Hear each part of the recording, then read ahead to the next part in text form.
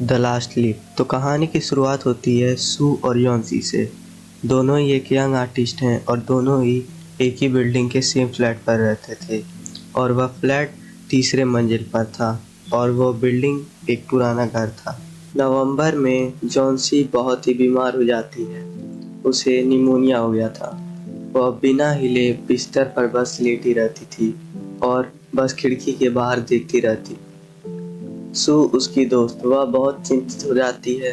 वह डॉक्टर के पास गई। डॉक्टर रोजाना आता पर जॉन्सी के तबीयत में कोई बदलाव नहीं आ रहा था। एक दिन डॉक्टर सू को एक तरफ ले गया और पूछा, क्या जॉन्सी किसी चीज़ की चिंता कर रही है? तो सू कहती है, नहीं, पर आप ये क्यों पूछ रहे हैं?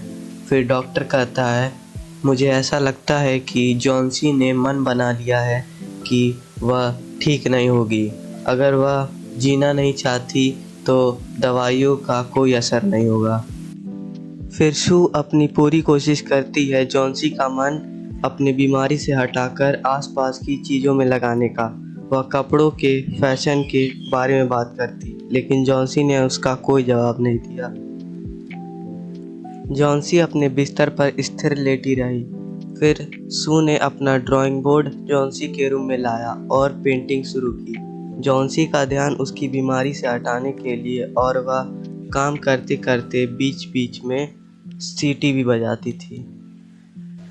अचानक सू ने जॉन्सी को कुछ फुसफुसाते हुए सुना। वह जल्दी से बिस्तर के पास पहुंची और उसने जॉन्सी को उल्टी गिनती गिनते हुए सुना।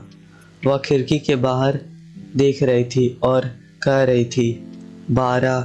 कुछ देर बाद वह फुसफुसाई, 11, 10, फिर 9, 8, 7।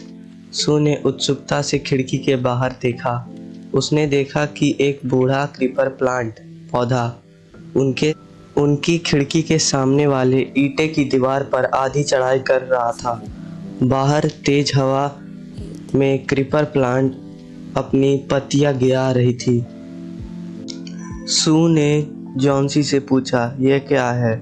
जॉन्सी छह फुसफुसाई। जॉन्सी ने कहा, वे अब तेजी से गिर रहे हैं। 3 दिन पहले लगभग 100 पत्तियां थी, अब केवल 5 बची हैं। सू कहती है, यह शरद ऋतु है और पत्तियां गिर जाएंगी। फिर जॉन्सी कहती है, जब आखिरी पत्ता गिर जाएगा तो मैं मर जाऊंगी। आखिरकार मैं इसे पिछले 3 दिन से जानती हूँ। फिर सू कहती है, ओह, ये बेवकूफ़ी है। क्रीपर प्लांट की पुरानी पत्तियों का आपके ठीक होने से क्या संबंध है? डॉक्टर को विश्वास है कि आप ठीक हो जाएंगी।